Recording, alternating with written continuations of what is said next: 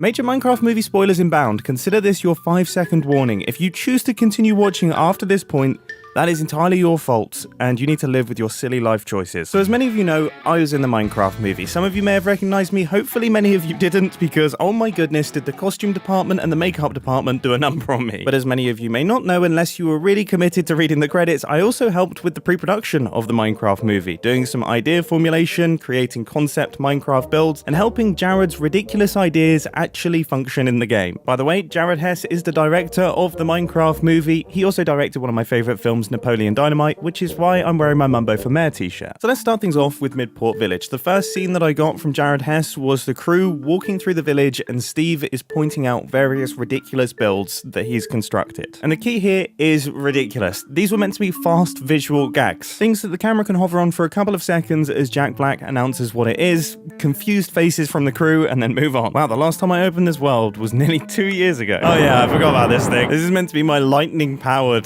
chicken cooker. And yeah, as you can see, it's impractical. It is impractical, but it's working well. So we've got Brian the house robot, who is utterly useless in every single way. A little pointless machine that a baby villager could be playing with. I think this was a squid juggler, but unfortunately, yeah, the squids don't survive very long in this contraption. This is the chicken fall, which is incredibly morbid. I actually put in quotes above this video clip. This is the overrun from my chicken farm.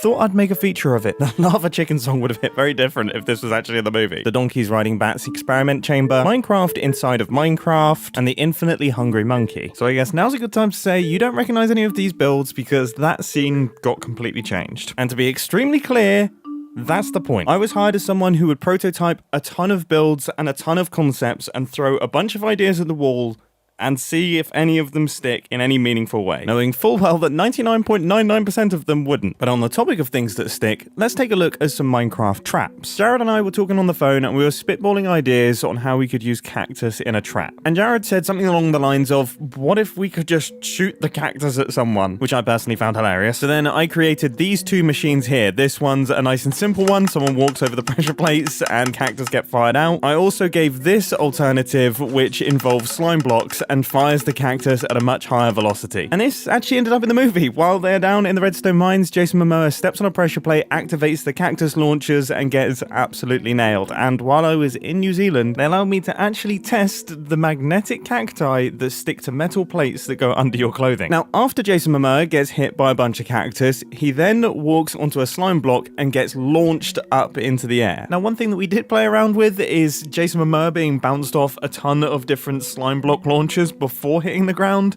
but the single hit ended up working better. I did design a few other traps which were almost meant to get Jason Momoa, but he kind of just about escapes.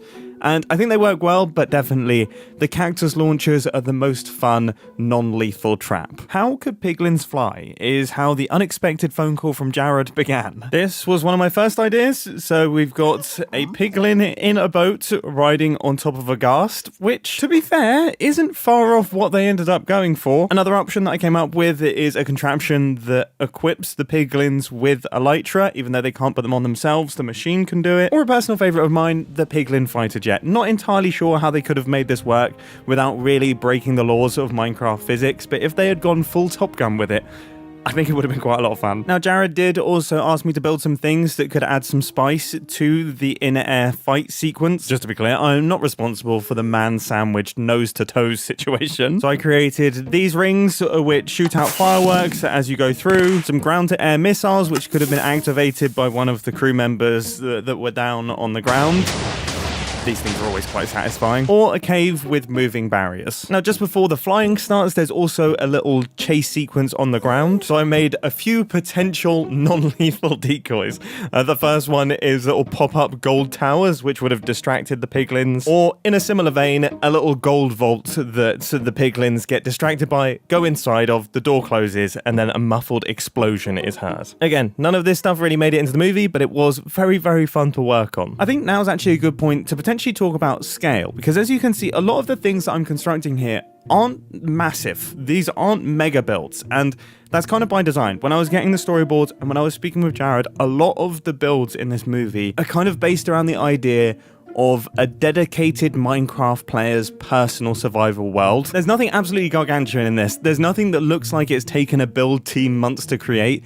It looks like the sort of world that you and your friends would create. And that's kind of the key. All of these builds here are for a scene that was in the early version of the script that eventually got changed. There was a big minecart chase sequence. Jason Momoa and Jack Black get split into different minecarts. They're going through different rail systems. Redstone traps are being activated. Piglins are chasing them.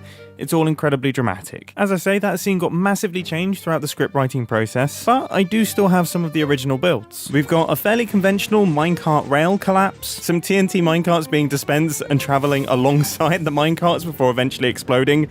You can imagine the facial expressions there. A personal favorite of mine is this Minecraft equivalent of the alligator pit trope, but instead of alligators, it's pufferfish, and you're just gradually being lowered down into it. We've got the walls caving in, the roof caving in, a complete chaos machine, and of course, a traditional minecart explosion. I was also asked to provide a few more regular Minecraft traps and little visual gags that could be included, so I thought I would include some of the oldest traps in the game, anvil droppers, a bridge where a section of it just travels off into the stratosphere, another pufferfish trap, and in the email I said, this could cause a strange, fishy, puffy explosion.